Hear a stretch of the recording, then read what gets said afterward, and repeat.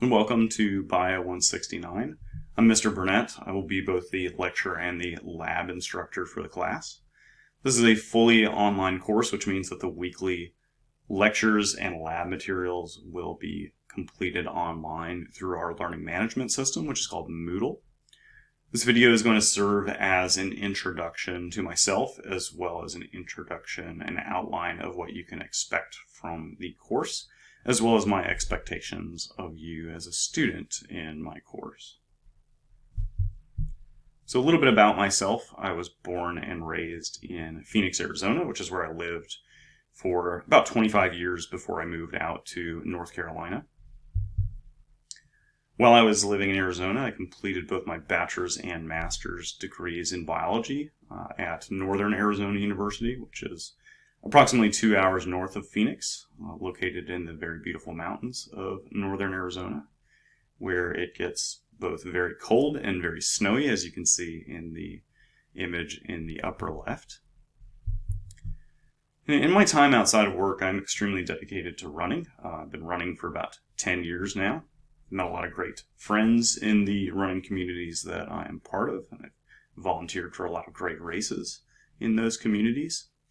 Locally where I live, I compete in mostly 5K, 10K, and half marathon races, but I've also completed some really big races around the country. I've run the Chicago Marathon twice. I've run the Tobacco Road Marathon, which is in Raleigh. And last year I got into running ultra marathons, which are any races that are longer than the typical 26.2 miles of the marathon. So I actually just returned from West Virginia, where I ran a 50-mile ultra marathon a few days ago.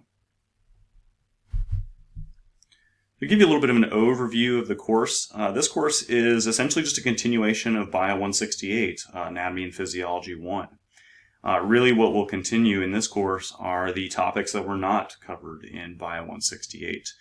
So the main topics we will focus on for this semester are going to be the cardiovascular systems. So we'll look at blood, heart, and blood vessels. We'll also look at the respiratory, digestive, urinary, endocrine, and reproductive systems as well. We're going to review major structures of these organ systems. So as I'm going to ask you to identify different parts and components of them, as well as we're going to get into how these organs and organ systems function at the chemical, tissue, and cellular levels. And that'll be the physiology side of the course. So the anatomy side of the course will be examining and identifying the different structures in those systems, and the physiology side of things will be describing how those systems work. The textbook that we use in this course is the OpenStax Anatomy and Physiology second edition, which is a textbook that is free to use online. I've placed a link in Moodle so that you can access the online textbook at no charge. You can even create an account through OpenStax, and when you create an account, it allows you to highlight and do all kinds of things, make notes and things like that in the margins of the textbook and things like that. So I would highly encourage you to create a free account through OpenStax, so that way you can access some of the additional features that they have for the textbook. You do have the option to purchase a physical copy, so OpenStax does sell physical copies through an Amazon affiliate link, and all of the money that is raised for those textbooks goes directly to OpenStax, because OpenStax is a free open source organization, and so they use that money to cover their costs. Last I checked, the paperback copy cost a little bit less than $50, and it was a little bit shy of $60 for a hardcover textbook, although the price does tend to fluctuate from time to time. So I will be happy to email out or send you an Amazon affiliate link for that in either your RCC email or on the announcements part of the course website, if you would like to order a physical copy. But you are not required to order a physical copy. You are certainly more than welcome to use the free online textbook. The textbook is going to be our primary resource for the course, mostly because the textbook is very extensively peer-reviewed. There's a list of several hundred anatomy instructors and professors at various colleges who have peer-reviewed and checked the textbook for its accuracy of information. And I would ask you to refrain from using other sources online, specifically Google searches, to look up information, because we don't simply know where that information came from. We don't know that that information is accurate, and we don't know that that information has been scrutinized by experts to make sure that it is correct. So that is the textbook for the course. Quick look at the overview of the total course grade. The total final grade in the course is really broken down into these three categories here: the lab quizzes, the lecture exams, and the weekly lab reports, which are basically online homework assignments. In total, there will be 12 lab quizzes, which are worth 55% of your total course grade. There will be 6 lecture exams in total, which will be 35% of the total course grade, and the weekly lab reports will be worth the remaining 10% of the total course grade. To give you a little bit of an overview of what the lab quizzes are going to look like, the lab quizzes are closed book and closed note, and they're also timed as well. The lab quizzes are going to be proctored by me to ensure compliance of the closed book and closed note policy. We use an online proctoring service, which is called Respondus, which is automated, so it automatically records your activities during the quiz, and it will flag any behavior that it deems as suspicious, and then it will be up to me to review that flagged section, those flagged sections of footage, to ensure compliance with the closed book and closed note policy for the lab quizzes. So that being said, the only items that are permitted during the quizzes are, of course, the quiz itself, as well as the device that you're taking the quiz on. The lecture exams will be, as I mentioned, 35% of the total course grade. They're a little bit different format than the lab quizzes, and they're open book and open note, so they're not proctored like the lab quizzes are, but they are timed. And so that being said, I would very highly recommend studying for the exams, because you will simply not have enough time to look up every answer if you go in unprepared. So I would recommend studying for the lecture exams as though they were closed book and closed note, and then with any remaining time that you have to complete one of the lecture exams, use that to go back and use your notes or the textbook to look up any questions that you may not be sure of. So my expectations of you are to pay attention to the deadlines and the dates of the quizzes and the exams. So I will always post announcements in Moodle and give updates as to when those deadlines and completion dates of quizzes and exams will be coming up. So I will very regularly communicate with you what we will be doing in the course for that week and any quiz or exam deadlines that we happen to have. The deadlines on the assignments, the quizzes, and the exams are going to be firm, so especially with the summer 2024 session being an 8-week session, our time is extremely limited, and so it's going to be very difficult to change the schedule as I have it outlined already. So please just make sure that you're completing the quizzes, the exams, and the online assignments on time by those deadlines.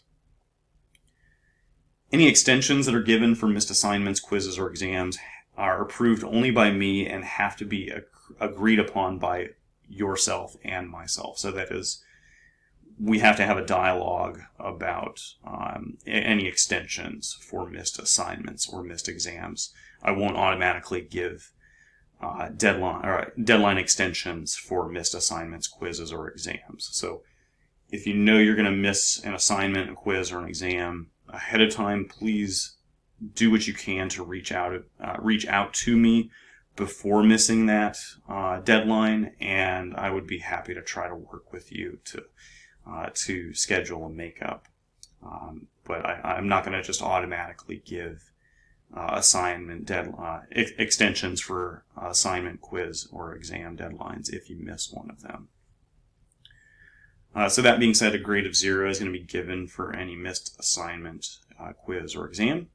And you're always welcome to contact me when problems arise. So don't wait until the last minute, don't wait until the deadline or after the deadline has passed, or even don't wait until the last week of class. So happy to work with you throughout the semester to make sure that things are going smoothly. Some additional expectations are, as I mentioned earlier, I would ask you to refrain from using Googled answers or answers that you obtain by other internet searches when completing the homework, the worksheets, or even the lecture exams. I would ask that you only use the information from the lecture materials that I give, the lab modules that you have in Moodle, or in the OpenStax textbook, because all of the information in all these locations has been peer-reviewed for accuracy, and I only use information from peer-reviewed sources to make sure that it is accurate and correct. I also expect you to participate in all of the lab activities, the experiments, and things like that we do in the online labs for the course, because some of that material you'll see on the quizzes, and it's important to kind of understand what the simulation or the lab is showing us that week in order for you to understand and apply that information to the questions that I'm going to be asking you on the lab quizzes. I just ask that you grant me grace when grading, so I also am human and I make mistakes as well. If you notice that I have maybe missed something on a quiz or a homework assignment or exam, I would just ask that you give me time to review all of those, because there are a lot of short answer questions and things like that it does take me some time to review each and every one of those for accuracy and to make sure that they are correct, or even award partial credit where partial credit is due. So it may just take me a couple of days to review all of those, to check those short answer questions and things like that. And sometimes I just plain make mistakes, and so I just ask that you so grant me some grace in making some mistakes. But I would also encourage you to bring it to my attention, so that way I can correct it. Everything that I do in the course is out of fairness to all my students in the class. So I'm certainly looking out for everyone in the course as far as making sure that I'm consistent and fair in my assessment of every student. So, and then in addition to, I would ask that you also be kind in regard to my time outside of work. I also have a personal life and things that I need to take care of in day-to-day that don't involve the class. Being an online class, my schedule is a little bit flexible this summer, and I'm certainly happy to work with you all as your schedules do permit, because I do understand and expect that all of our schedules are going to be quite different this summer, but that's okay. If you need to meet with me, or we need to have some kind of review or information session in the class, I'll be reaching out to all of you to try to schedule those and work with you all as best as I can to make sure that you're getting some face-to-face time with me as well during the online course. So I want you all to be able to feel comfortable interacting with me, and I want you to have that face-to-face interaction that you would get in a in-person on-campus class as well. So I want to be able to deliver some of that to you as well. So finally, a couple of things that you can expect from me is that I will be as prompt as possible when grading assignments, quizzes, and exams. I will return emails or phone calls as promptly as my schedule allows. So Being a summer course, I will mostly be available through email or Zoom. So I'm actually not going to be on campus very much this summer. So I would ask that if you're going to contact me by email or over Zoom if we schedule an office hour face-to-face meeting. So I will be available during scheduled office hours and even plenty of time beyond office hours to answer questions or address concerns about the course. So as I mentioned earlier, you're welcome to reach out to me by email and schedule a face-to-face time with me through Zoom, and be happy to work with you on whatever question or issue that you happen to be experiencing. I will also be fair and equitable in my grading. It's important to understand that I don't give grades, I award grades based on how well I believe that you are conveying the material that I'm teaching you to me. So that's really what I want to see in the course, is not how well you memorize the material, but how well you can convey that knowledge back to me and show that in your work and in the quizzes and in the exams. And that's really what I'm assessing in the course. So that really does it for the introduction side of things for the course. I'm really looking forward to learning with you all this summer, and I hope that you're looking forward to the class as well. So hope to see you all around, and hope we have a great summer. So I'm looking forward to it. Thank you.